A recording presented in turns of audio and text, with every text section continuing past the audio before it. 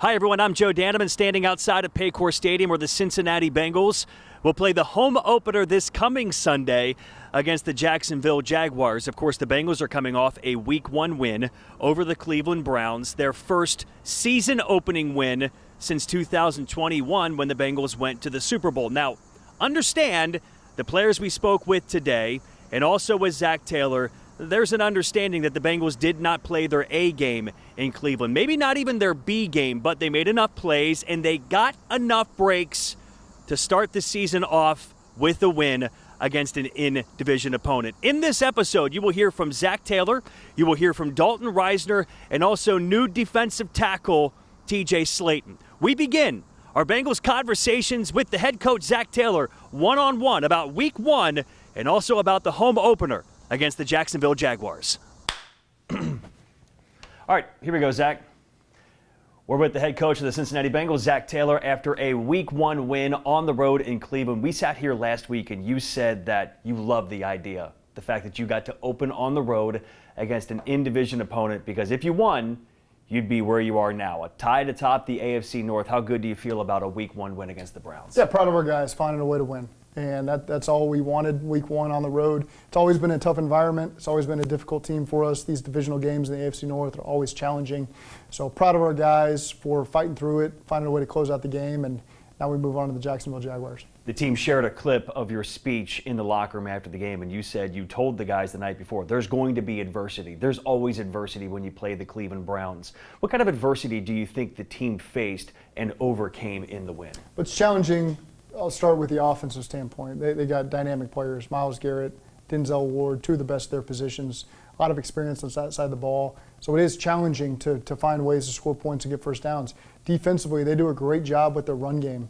The Cleveland Browns offense, they really challenge you with the run game, the play actions off of it. I thought our defense did an excellent job limiting their runs, knocking down the explosives, making them go the whole length of the field. And then when they do that, they end up turning the ball over on some tips.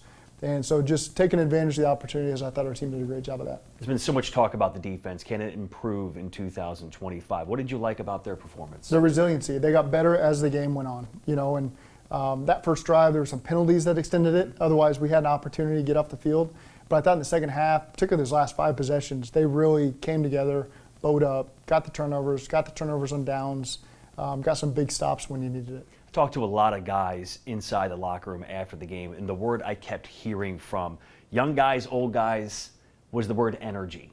How important was it for the defense to play fast, to play with energy, and could you notice it as well? Absolutely. I mean, when you watch that tape, it's all over the tape. And the energy those guys played with, the unity they played with, guys rallying to the ball. There's not just one guy taking out the ball carrier. There's 4 and 5 on a lot of the clips, and that's the type of defense we want to be. We want to be a relentless defense that runs to the ball, and I saw that all over the tape yesterday. Here comes a very obvious question to answer for anybody, but I'm curious what a football coach will say about this. There's been so much talk about a fast start. Can you win Week 1? You got Week 1. Why is it so important to win Week 1 and be 1-0? That's the best start you can be. You've got all the expectations of the offseason that you put on yourself.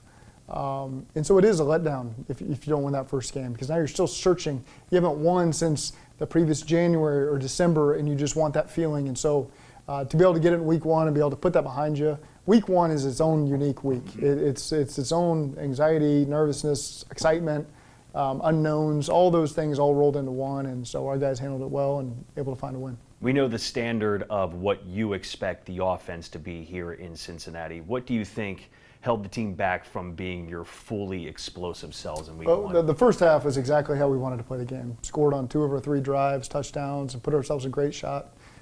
Converted a lot of third downs. We convert on every third down but 1 in the first half. Second half, we only converted 1 first down. And so that's the whole difference. When you get a 3rd and 2, you don't convert. 3rd and 4, 3rd and 1. You're not allowing yourself to put pressure on the defense on those first and second down plays. And so it really boils down to as simple as that. Yeah. I thought our protection was mostly good overall, especially through the first half.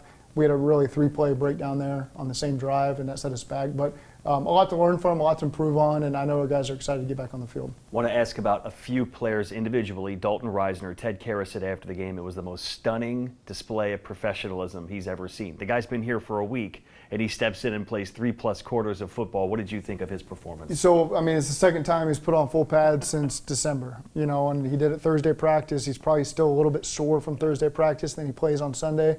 The part that people won't realize is he's our signal guard. So we're on the road in a silent communication, and the only reps he's gotten of the silent cadence were 10 reps during a special teams period with Joe and some of the other backup linemen. Really is just a contingency plan in case something were to happen to somebody up front, because we've got a young player in Jalen, we've got a young player in Dalton. Lucas hasn't played center in our no huddle yet, in our silent cadence yet. So there was a lot of things that we weren't going to be able to get reps on during the week, and so that part is maybe even what Ted's referring to when he talks about the professionalism, because he knows the nuances that go into being the guard. It's got to look back and handle all the silent count stuff. Okay, so when I'm on the sideline and I'm with a TV camera, I'm following the ball, so I can't see it from the all-22 like a football coach can. But it felt like to me every time that I panned the camera, Jordan Battle was somewhere running to the ball, doing something that felt like was disruptive in the back part of the defense. Did it look like to you what it looked like to me, that he was in a lot of places playing freely and playing fast? Yeah, I agree with that. That's the Jordan Battle I expect to see all season. We saw that at the end of last season, and so I'm really excited for the future Jordan Battle. And I thought he did a great job playing with his hair on fire yesterday, as my old coach Jim Grove used to say. And I'm really excited about his future with us. And the final one would be Demetrius Knight. It felt like every time he was at the point of impact, he plays with a violence that you feel when he makes a tackle. Is that also accurate as well? He does. I think that just exemplified our entire linebacker group yesterday. Okay. We put 4 guys on the field at different times. They all played like that. So you can point out Demetrius. There was a ton of plays I saw from Logan.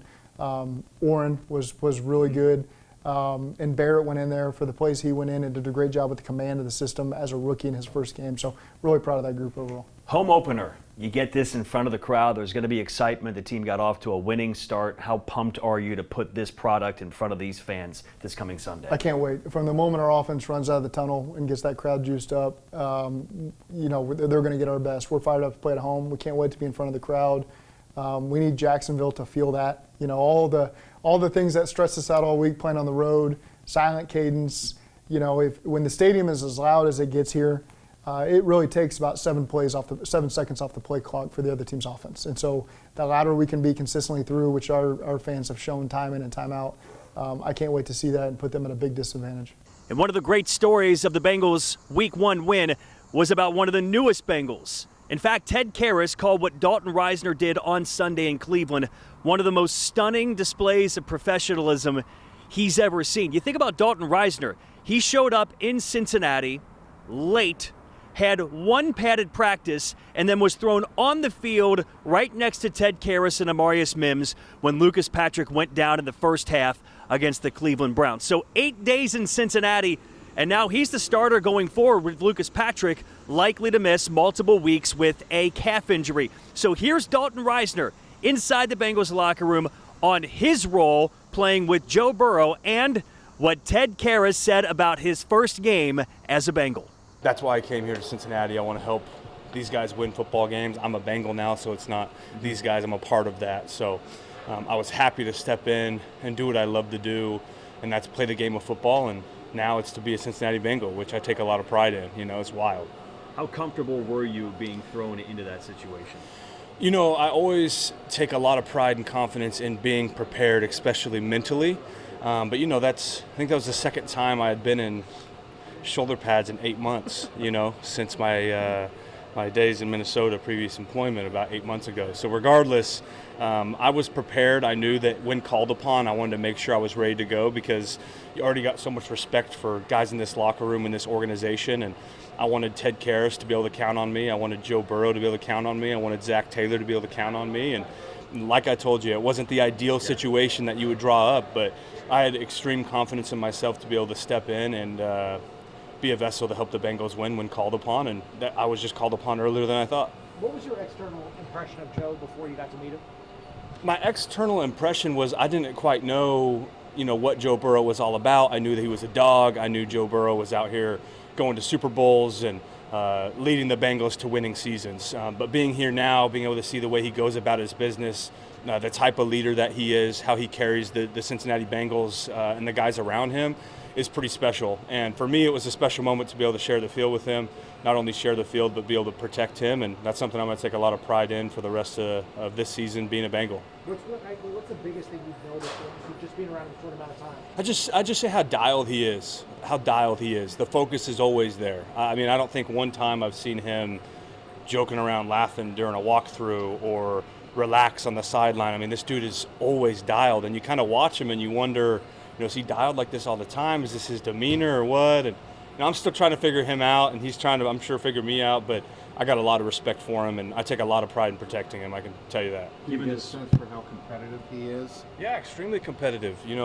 For me, being an older player in this league, I've been around a lot of quarterbacks, been on a lot of football teams, and he's one of the most dialed guys that I've seen. He seems like one of the most competitive guys. He wants to win. You could tell when he walks in this building and then when he leaves this building that he eats, breathes, and sleeps football, and what he wants to do is win championships. And for me, blocking for him, you wouldn't want anything else as a quarterback. Given the circumstance of you being new here and kind of thrown into it in an emergency situation, how do you feel like you played?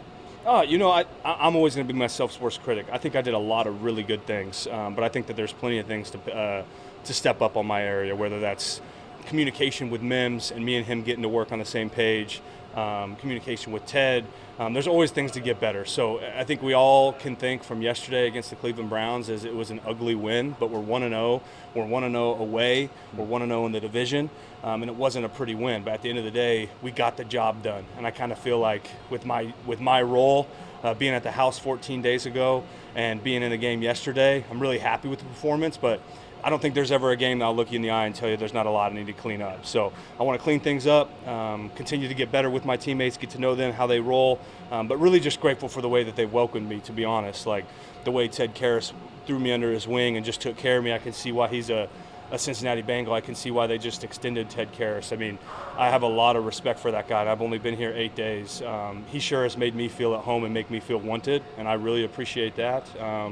And I'd be remiss if I, didn't give Jesus all the credit, man, because, sometimes you just throw them hands and hopefully you stonewall a guy and you feel like Jesus is doing some of the work. So really just, I know it seems cliche, guys, but I'm just grateful to be a Bengal, grateful to be playing in year 7. I don't know what game that was that I played, but I think it's over 85 or something like that, and that's a blessing for a kid coming from Wiggins, Colorado. I don't know if anybody has passed along this quote, but Ted said of your performance yesterday, the most stunning example of football professionalism he's ever seen. Oh, wow, man. You got to make me blush on television, man. That's special. I'll keep it at that. If I say too much, I'll probably get made fun of in the offensive line room. But like I said earlier, I stand by my statement of why I know Ted Karras just got extended here is because of the leader he is. I don't think I've quite been around it, to be honest. And the way he's uplifted me, and I haven't even heard that quote yet. So it's not like I heard that, and that's why I was saying it. So I'll probably have you send that to me, and I'll screenshot it and have my wife frame it or something. So when I'm older, I can tell my grandkids that, yeah, Ted did say that about your dad. Our final conversation will be on the defensive side. It's with TJ Sllayton, one of the Bengals' biggest free agent signings in the offseason, signed to be a hole plugger right there on the defensive line. And he did his job on Sunday against the Cleveland Browns. Check the stats. The Browns, who typically run the ball as well as anybody in the division not named the Ravens, couldn't find any consistent running game against the Bengals in the season opener. So here is TJ Sllayton on week 1 and also looking ahead to week 2 in the home opener against Jacksonville. Yeah, but that was good about having like us and OTAs. We were all here. Everybody was around, so the chemistry never really wavered. We knew what it was going to feel like playing with each other coming in. So, but these guys have been here longer than I have. So, just coming in, we still fit. Just all it was just communication. So, in that first game, we were pretty good on it. Any teammates particularly impressed you with some of the plays that they made, you guys on the D-line? Definitely. Our guys that we had, they combined for sacks. Trey and BJ. Chris had a good game. Shamar had a good game. a little bit more technically sound out there, but you know we're gonna get that fixed. But he had a good game as far as you know, just an effort standpoint. Just seeing his passion out there. Joe had a good game. Joe played a lot, so I think he could take a little good things from that. Did you feel like you guys were winning at the point of attack, and how much was that what you guys talked about leading into the game of look? Oh, most definitely. We just wanted to get our hands on people, create some knockback, and just get off blocks and make sure we just tackle well. So. What does it say, TJ, about a guy like Mike, a veteran who can come into a system like this, have a limited amount of snaps on the practice field, come in and make an immediate contribution? You know, but he's on year 12, so it's like he's kind of used to playing his brand of football and being what he's about. He came in immediately, got to work, asked questions, seeing what he needed to be at. And then, we all came along, started talking to him, how does it feel to, be on year 12? Because a lot of us aren't on year 12. So, but it was fun. It was fun with Mike. Could you see a lot coming into fruition of yesterday, what Al's been telling you since OTAs and since training camp, that, if you do things a certain way, my way, you're going to get results? Definitely. But at the end of the day, that's all it is about, coming together, being a team, taking the little things and, making them better. It's just once we all bought in, it's easier to just go out there and execute. That's all you got to do. You mentioned how much Joe played. I know when you guys go in, there's a plan. Yeah. Sometimes plans go out the window with the way the game goes. Did it go Always. Exactly the way you thought it would go yesterday in terms of your snaps and the rotation in general? Yeah, definitely. There was no really downfall from me coming out to the next person coming in. It was fairly the same, and that's how you would want it. Especially as a defensive line coach, once your starters come out, or once you just start rotating, period, you want everything to stay up to par. You want the standard to be the same, and we did that. Do you know the last time this team didn't allow a rusher to have at least a 6-yard run in a game? You said, do I know the last time? Yeah. Nah, I don't. 2002. And it's not like the Browns went away from the run. They ran it 24 times. Yeah. Why do you think you guys were so effective against the run? Just the preparation, man. That's all it was.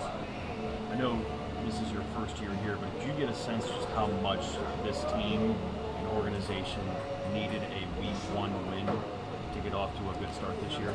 I didn't know. I didn't know how much it meant to them, but I've heard from the TV, from the commentators say the last time they won Week 1, did the Super Bowl, and I don't want to jinx anything. We just here taking it week in, week out, and we just gonna play football. So you just heard from Zac Taylor, Dalton Risner, and TJ Sllayton on Week 1. And, of course, looking forward to Week 2. Big day here on Sunday. Bengals and Jags in the Bengals' first home game of the season. A fast start isn't just winning Week 1. There's a shot here for the Bengals to get off to a great September as they try to get back to the playoffs for the first time in 3 years. Thanks for watching. We'll see you next time on Bengals Conversations on Fox 19 Now.